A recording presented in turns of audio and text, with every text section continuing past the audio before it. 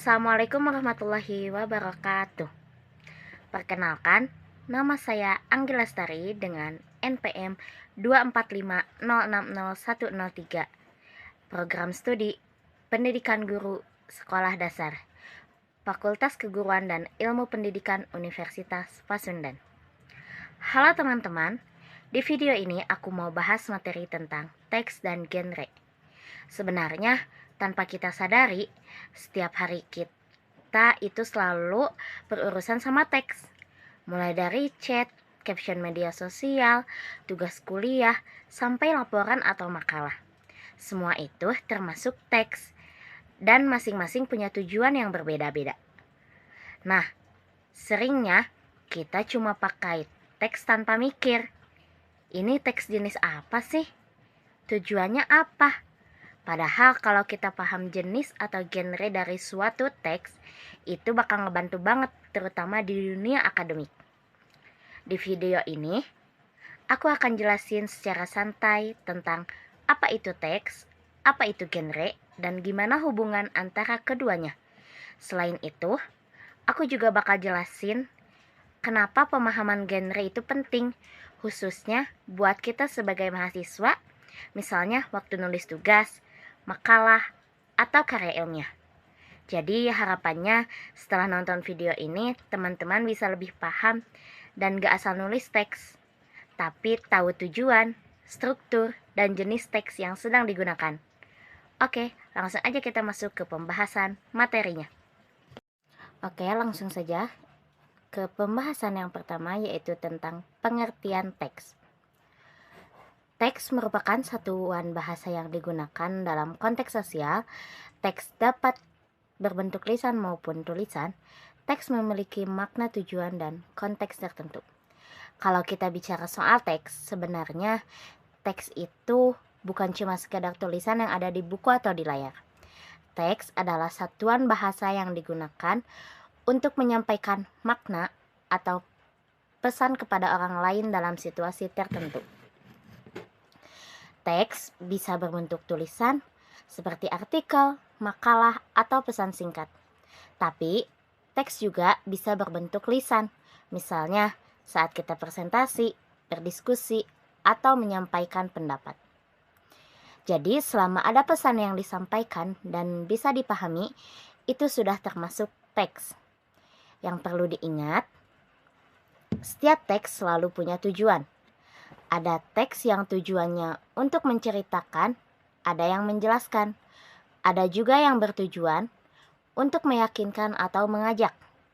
Karena itulah, teks tidak bisa dipisahkan dari konteks sosial dan budaya tempat teks tersebut digunakan.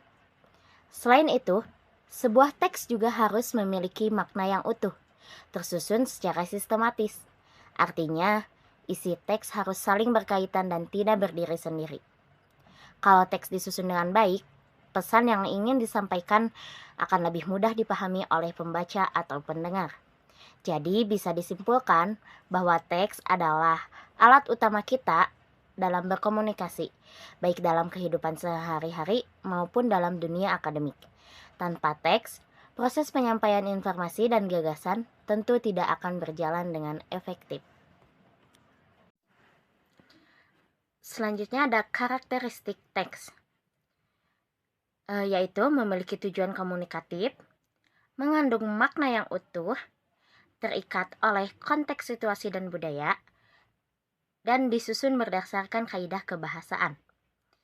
Jadi, setiap teks memiliki tujuan komunikatif, makna yang utuh, serta terikat oleh konteks situasi dan budaya. Selain itu, teks juga disusun berdasarkan kaidah kebahasaan agar pesan yang disampaikan dapat dipahami dengan jelas oleh pembaca ataupun pendengar.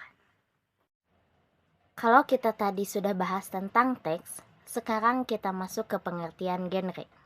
Di sini ada 3 poin tentang pengertian genre.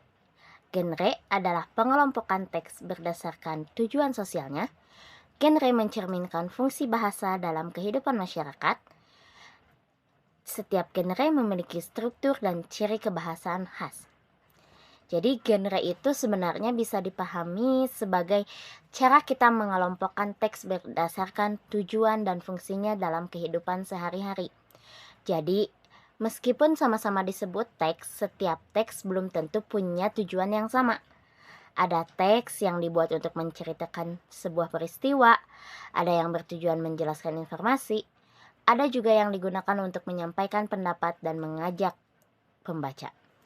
Nah, perbedaan tujuan inilah yang disebut dengan genre. Genre membantu kita mengenali sebuah teks dari struktur dan ciri kebahasaannya. Misalnya, ketika kita membaca sebuah teks yang berisi langkah-langkah, kita bisa langsung mengenalinya sebagai teks prosedur. Begitu juga saat membaca teks yang berisi pendapat dan alasan. Kita bisa mengenalinya sebagai teks argumentasi. Dalam konteks akademik, pemahaman genre itu penting karena membantu kita menulis teks sesuai dengan tujuan yang diharapkan.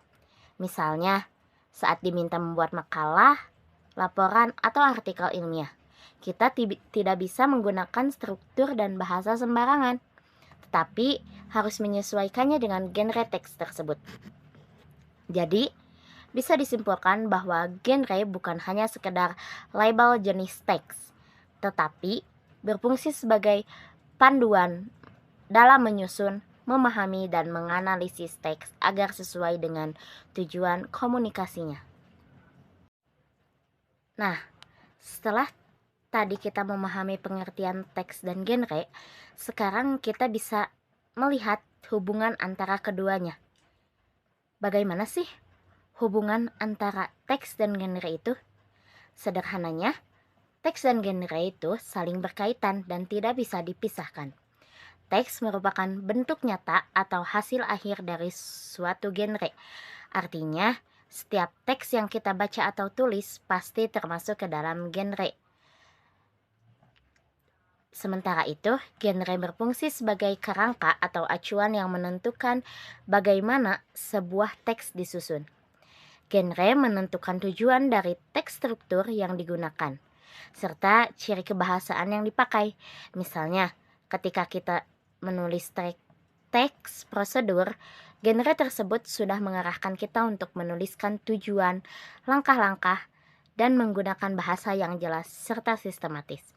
Begitu juga dengan teks narasi yang memiliki alur cerita dan urutan peristiwa. Dalam dunia akademik, hubungan teks dan genre sangat terasa. Saat dosen memberikan tugas, biasanya yang ditentukan bukan hanya topiknya, tetapi juga jenis atau genre teksnya. Dengan memahami genre, kita bisa menyusun teks yang sesuai dengan tujuan tugas tersebut dan tidak keluar dari konteks yang diharapkan. Jadi, bisa kita simpulkan bahwa genre membantu kita memahami dan menghasilkan teks dengan lebih terarah. Tanpa pemahaman genre, sebuah teks bisa menjadi tidak terstruktur dan sulit dipahami. Oleh karena itu, teks dan genre merupakan dua konsep yang saling melengkapi dalam proses komunikasi. Setelah barusan membahas tentang hubungan teks dan genre, sekarang ada klasifikasi genre teks. Ada apa saja sih? Yang pertama ada narasi, kedua deskripsi, ketiga eksposisi, keempat argumentasi, dan yang kelima ada prosedur. Secara umum, genre teks dapat dibedakan berdasarkan fungsi dan tujuannya.